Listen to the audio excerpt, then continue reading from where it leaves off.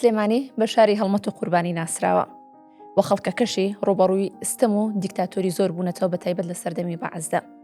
بێگومان ژنانیششان بە شانی پیاوان ڕۆڵیان هەبووە لە خەبات و قوربانیدان. بۆ ئەم مەبەستە بۆ ئەم بڕگەی ڤارکاست خات و گەلایش حسێن لەگەڵمان دەبێت کێکێکە لە ئەندامانی ڕێخستنە دێرینەکان. خات و گەلایشگیان ئەم کاتت باش بەخێر بێت، زۆر خۆشحاڵم کە ئەمڕۆ بێکەوە ئێرە گفتوگۆ دەکەین لەگەڵ جەنابەت. سپاسی میوانداریەکەتانەکەم، زۆر سپاس. سەرکەوتنتان بۆ ئەخوازم. زۆر سپاس دادەگەلایشگیان. پێمان بڵێ سلێمانی لای تۆ چی ئەگەێنێت ئەو شارەی کە تۆ خانەوادەکەت زۆرترین قوربانیتان تیاداوە؟ سلێمانی دایکی دوو هەمی منە کە تیا لە دایک بووم، وەکو دایکیش هیچ پێناسەیەکی بۆ بکەی ناتوانانی حەقی خۆی بیتێ. سلێمانیش چەند من وەصفی بکەم ناتوانم پێناسەی بکەم لە بەرزی و لە تێکۆشان و لە هەموو بوارەکانی ژیانە کەتیا نیشتەجێ بووە. زۆر باشە دادەگەلایشگیان، تاکو ئێستا فرسەت هەبووە ئەم شارە بەجێ بێڵیت و بەڵام جێت نەهێشت بێت؟ بەجێم نەهێشتووە. بۆچی؟ ناتوانم بەجێ بێڵم، چونکە ئەو فرسەتە بەشێکە لە جەستەی خۆم، بەشێکە لە ژیانی خێزانم و بنە ماڵەکەم، لە ماڵی باو باپیران بۆ تا خۆم تا ماڵ و حاڵی خۆم ناتوانم بەجێ بێڵم. زۆر باشە دادەگەلاش بابگەڕینەوە ئەو مێژووی کە ئێوە لە سەردەمی بەعەزدا نامی پێشمەرگەتان گەیاندووە. پێمان بڵێ ئەوە چۆن بووە، چۆن بیوێری ئەوەت کردووە؟ ئەو کاتە هێرشم پێشمەرگە بووە، لە شاخ بووە، واتە کوڕەکەت لە تیپی سیوێکی شارباژێر بووە، لە 63 بەرانەتی بووە، لە 47 پیرەمەگرون بووە. خەبەرێکیان نامێ وتیان هێرش داوا دەکا با بچی بۆ لای ئێستەی جێی کورسات منەظەمەی بەعەز لەوێ هێنی هەبوو، قەڕێکی تایبەت بەخۆیان هەبوو کە ئەوەی بچوایەتە ئەو دی و گۆی ژەوانێ. ئەو ڕۆژە من هەستام دەسێجلی ژنانەی وەکو ئێستا و کۆڵوانە و هەنێ چەک تاقمی فیشەک و شتم لە خۆم بەست و ڕۆشتم. گەر یارمەتیشم نایت من سوپاس گوزارم بە شەهید بۆم حساب بکەی لەسەر خاک و نەتەوەی شاری سلێمانی.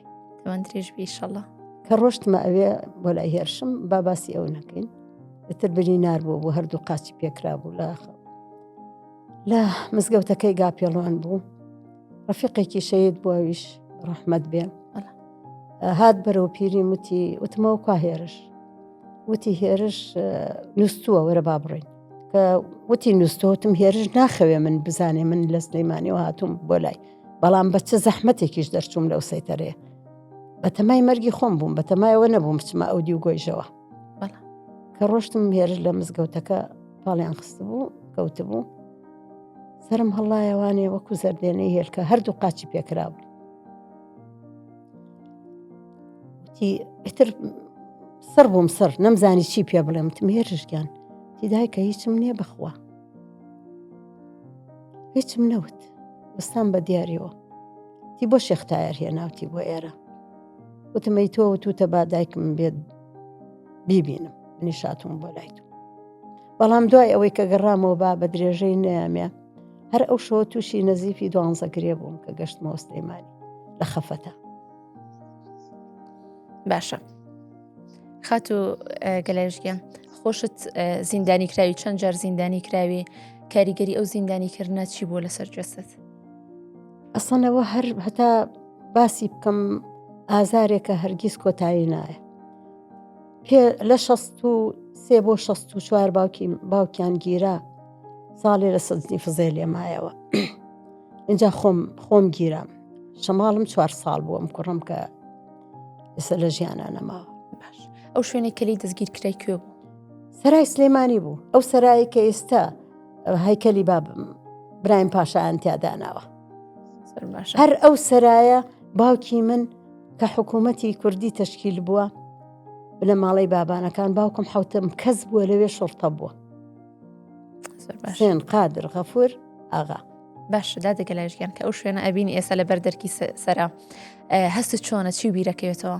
ئەسی ئەو ڕۆژەم بیرەکەوێتەوە کە بردمیان لە قادر مەکانەوە چەتەوڵێ کاتە خوارەوانە، منیش شەماڵم بە باوەشەوە بوو، ژنێک گیرا بوو لای ئێمە ژنێک هاتبوو لە ماڵی ئێمە وەزیر بوو ئەو وەختە وەزیری ئومژدانیان پێوت لە زمانی عەبدولکەریم قاسم لەسەر لیستی حیزبی شیوعی هاتبوو سلەیمانی خۆی شاردبەوە کە منیان گرت وتی تۆ ئێوە چۆن ڕێتان پیاوە ئومژدان بێتە ماڵی ئێوە من خۆم لەو حاڵەتە تۆزی خۆم گێڵ کردم ئێمە سایقمانەیە هاتوچۆوەکە ئافرەتێکیش غەریب بێبێتە ناو سلەیمانیەوە نایڵین بچێتە هیچ شوێنێک ئەو کەسەی کە هێناوێتی لە بەغاوە ئەیبینە ئەیهێنێتە ماڵی خۆی تا ڕۆژە بێتەوە بۆ کێ بچێ بیگەیەنێ. زۆر باشە. تو ئەو هەموو ئازارت چەشتووە لەو شارەیە چۆن هەروە خۆشیشتەوە؟ ئەو شارەوە کوتم دایکە دایکیش پێناسی پێ ناکرێت بۆ ناتوانانی بۆ هیچ دایکی ئەتوانی پێناسی بکەیت ئەمەنە ئازیز و خۆشەویستە ناتوانم. باشە دادەگەلایش لە ناو سلێمانیا لە چ شوێنێکی مرتاحی لە چ شوێنێک مناڵی دەرگەزێنم مناڵی سەرکارێزم ئەو سەرکارێزەی کە ماڵی ئەزمی بەگی بابان دراوسێم بووە ماڵی نەجمەدینی حاجی مەلا ڕەسوڵ دراوسێم بووە ماڵی عەبەی شام محەممەد دراوسێم بوو ماڵی جەمالی مختار ئەوانە یعنی گەڕەکە کۆنەکانی سلەیمانی کە ئێتر ئەو گەڕەکانە زۆر کەم بوون کارێزێ لە بەردەمی ماڵەکەمانە بووە لە سەرکارێز ئەو باخی فەرجی حەمەمرا کە خاڵوانی باوکم بوون کە ئیسە بووە بە دوکان و بازار خواردتریش باخی شێخ لەتیف بووە. زۆر باشە.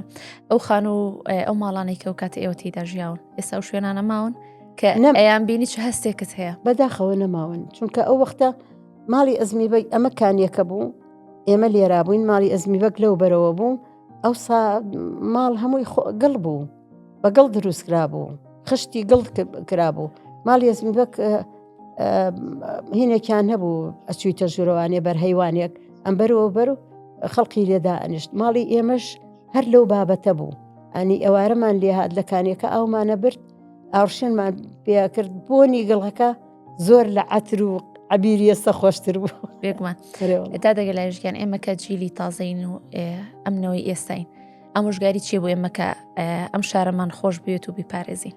ئامۆژگاری من ئەوەیە عەرەبوتەنی مەسقەد ڕاستە مەسقەد ڕاستیش زۆر خۆشەویستە لەکوێ لەدایک بووی ئەو شوێنە زۆر شیرینە تەمە ناکەم ئێوەش سلەیمانی بەو شیرینیە ببینن. بەس دادەگەلایشگیان من خەڵکی ئەم شارەش نیم و بەس ئەم شارە بە جۆرێک خەڵکەکە هۆگری خۆی ئەکا کە نەتوانێت لێ دوور بکەوێت. ئاخر سیرکە ئەوەش ئەگەڕێتەوە بۆ کللتورێکی جوانی ئەم سلەیمانیە ئەم سلەیمانی هەم میوان دۆستە هەم ڕۆشنبیرە هەم قوربانی دەرە هەم خەباتکەریش بێگومان ئەنی کۆمەڵی سفەتی جوانی خۆی گرتوۆتە خۆی. تۆ چ شتێکی هەیە هی شارەکەت کە زۆر زۆر خۆشە بوێت؟ ئەوەی کە خۆشم ویستووە ئەو زەمانم خۆشویستووە کە خۆم لە سەرکارێزەوە گەشتومەتە لای مەکتەبی سیروان بە پێ بۆ مەکتەب ئێستش کە بێوێ ئەڕۆم وەزانم زمانی مناڵی ناڵێم خۆزگەم ئاوا ڕام کردای قردێلەکەم بەسەرمەوە بخشایەتەوە ئەوەنە شیرینە لەلام هەموو جارێ یایەکێک لە ڕفیقەکانم یایەکێ لە هاوڕێکانم ئەڵێم من لەوێەوە بە پێ ڕام کردو هاتوومەتە ئەم مەکتەبەکەنەوە. باشە دادەگەلایشگیان کۆتا قسە چییە بۆ شاری سلێمانی بۆ هاوڵاتیەکانی؟ کۆتا قسەم بۆ شاری ڕۆشنبیری و شاری قوربانی قەت کۆڵ نەدەن لە خۆشەویستی شاری سلێمانی قەت بە کەمی نەزانن چەند وەسفی بکەن هێشتا حەقی خۆی نائانێ چکە شارێکە پڕا و پڕە لە جوانی پڕا و پڕە لە خزمەت گوزاری پڕا و پڕە لە خەڵقەکەی دڵسۆزی.